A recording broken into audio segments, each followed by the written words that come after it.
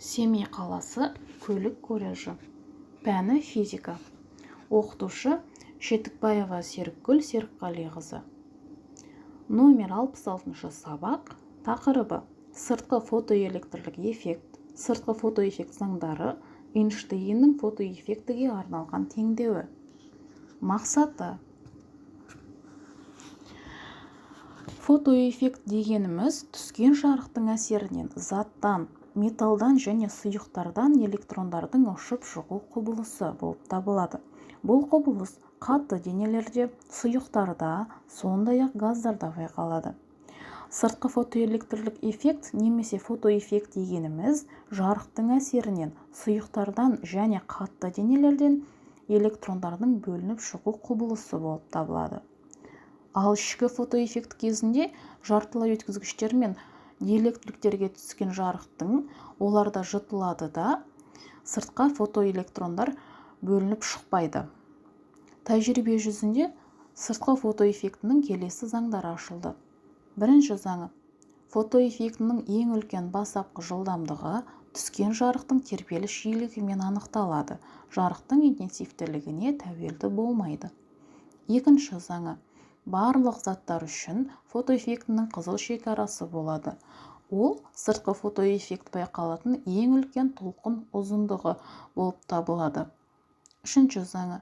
Катодтан бірлік уақытта ұшып шығатын фотоэлектрондардың саны жарықтың интенсивтілігіне тура пропорционал. Фотоэффект үшін Эйнштейн формуласы. Альберт Эйнштейн 1905 жылы Планктың тәжірибесіне сүйене отырып, жарық тек шығарылып немесе жұтылып қана қоймайды, ол порция немесе квант түрінде шығарылады. Және мына теңдеуді көрсетті. H-nu тең болады A шығу плюс mv квадрат бөлінген 2.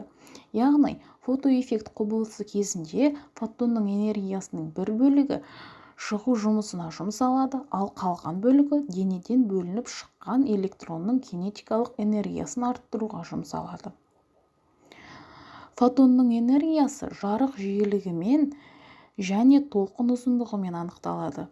E тең болады H-nu немесе H бөлінген H көбейтілген S лямбда. Мұндағы H дегеніміз 6,62 көбейту 10⁻34 дәрежесі джоуль көбейтілген секунд. Бұл Планк тұрақтысы. Фотонның импульсы P тең болады E бөлінген S немесе H-nu бөлінген S немесе H бөлінген лямбда.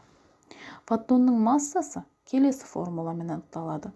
M тең болады E бөлінген S квадрат тең болады H-nu бөлінген S квадрат тең болады H бөлінген S лямбда. Енді жаттығу бойынша есеп шығарайық. Берілгені калий үшін электронның шығу жұмысы 1,192 электрон вольт үшін фотоэффектінің қызыл шекарасы қандай? Яғни бізге берілгені шығу жұмысы 1,192 электрон вольт, табу керек лямбда. Алдымен халықаралық бірліктер жүйесіне келтіріп аламыз. Ол үшін 1,162 көбейту 10⁻19 дәрежесіне көбейтеміз. Сонда 3,72 көбейту 10⁻19 дәрежесі джоуль шығады. Енді шығу жұмысының формуласын жазамыз.